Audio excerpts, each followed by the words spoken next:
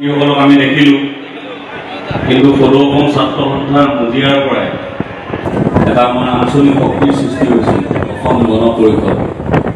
আজি বিহাৰৰ জিতেন ৰাম মাঝি বুলি এজন মানুহ এজনে সাংসদ নিৰ্বাচিত হৈছে। বিহাৰৰ ঢেৰ সাংসদ বিহাৰৰ ঢেৰ মন্ত্ৰী পাইছে, তাৰ মাজত এটা দল তেওঁ এজনেই সাংসদ নিৰ্বাচিত হৈছে, কিন্তু তেওঁ কেবিনেট মন্ত্ৰী দিছে। কিন্তু আমাৰ সৰ্বপৰে মন্ত্ৰী খুজিছে বুলিও শুনা নাই। শুনিছো নাই? অকণমান ৰাজনৈতিকভাৱে যিসকল সচেতন লোক, আমাৰ আঞ্চলিক দলটোৱে এই গঠবন্ধনৰ চৰকাৰত এজন মন্ত্ৰী পোৱাটো দৰকাৰী আছিল নে নাছিল? অসমৰ নিচিনা এখন পিছপৰা ৰাজ্যৰ কাৰণে আগত যেতিয়া দেৱগৌড়াৰ দিনত আছিলে অসম গণ পৰিষদ জড়িত হৈ, তেতিয়া বগীবিল দলং লৈ আনিছিলে আৰু বহুত ডাঙৰ ডাঙৰ কাম কৰিছিলে। অসমলৈ কিমান 100 কোটি টকাৰ পেকেজ আনিছিলে। কিন্তু এতিয়াও আমি আশা কৰোঁ আমাৰ ৰাজনৈতিক নেতৃত্বই অসমৰ কাৰণে যাতে কিবা ডাঙৰ উপহাৰ লৈ আহে, এইটো আশা কৰোঁ। কিন্তু কি হ'ব, আমাৰ ৰাইজে মাৰ বান্ধে, কিন্তু আমাৰ নেতাসকলৰ মানে কি হয়, কামিহাৰবোৰ বৰ ঠেলেক পেলেক। অকল নেতাৰে নহয়, এইবাৰ নায়ক গায়ককো দেখিলে ৰাইজে কামিহাৰ নাই। কামিহাৰ থকা মানুহ হ'লে চকুত চকু ধৰিব লাগে যে মন্ত্ৰী দিয়ক, নহ'লে আমি নাথাকোঁ। হা, অসমীয়াত ক'বলৈ গ'লে খাৰা খাকে দম নাই। হা, ক'ব লাগে, বিচাৰিব লাগে।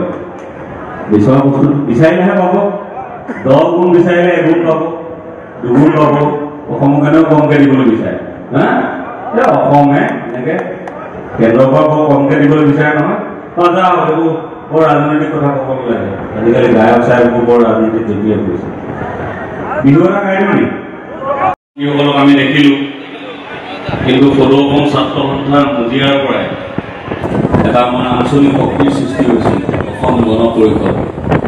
আজি বিহাৰৰ জিতেন ৰাম মাঝি বুলি এজন মানুহ এজনে সাংসদ নিৰ্বাচিত হৈছে। বিহাৰৰ ঢেৰ সাংসদ বিহাৰৰ ঢেৰ মন্ত্ৰী পাইছে, তাৰ মাজত এটা দল তেওঁ এজনেই সাংসদ নিৰ্বাচিত হৈছে, কিন্তু তেওঁ কেবিনেট মন্ত্ৰী দিছে।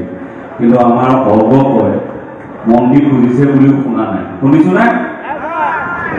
অকণমান ৰাজনৈতিকভাৱে যিসকল সচেতন লোক, আমাৰ আঞ্চলিক দলটোৱে এই গঠবন্ধনৰ চৰকাৰত এজন মন্ত্ৰী পোৱাটো দৰকাৰী আছিল নে নাছিল? অসমৰ নিচিনা এখন পিছপৰা ৰাজ্যৰ কাৰণে আগত যেতিয়া দেৱগৌড়াৰ দিনত আছিলে অসম গণ পৰিষদ জড়িত হৈ, তেতিয়া বগীবিল দলং লৈ আনিছিলে আৰু বহুত ডাঙৰ ডাঙৰ কাম কৰিছিলে। অসমলৈ কিমান 100 কোটি টকাৰ পেকেজ আনিছিলে।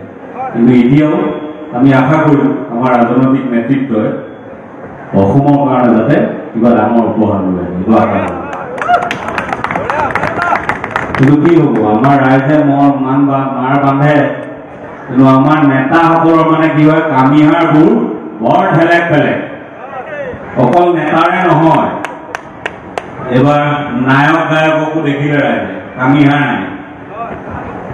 কামিহাৰ থকা মানুহ হ'লে চকুত চকু ধৰিব লাগে যে মন্ত্ৰী দিয়ক, নহ'লে আমি নাথাকোঁ।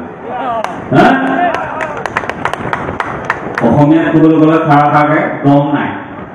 হা, ক'ব লাগে, বিচাৰিব লাগে। বিচৰা বস্তু বিচাৰিলেহে পাব। 10 গুণ বিচাৰিলে 1 গুণ পাব, 2 গুণ পাব। অসমৰ কাৰণেও কমকৈ দিবলৈ বিচাৰে। হা, এই অসমে এনেকৈ কেন্দ্ৰৰ পৰা বৰ কমকৈ দিবলৈ বিচাৰে নহয়।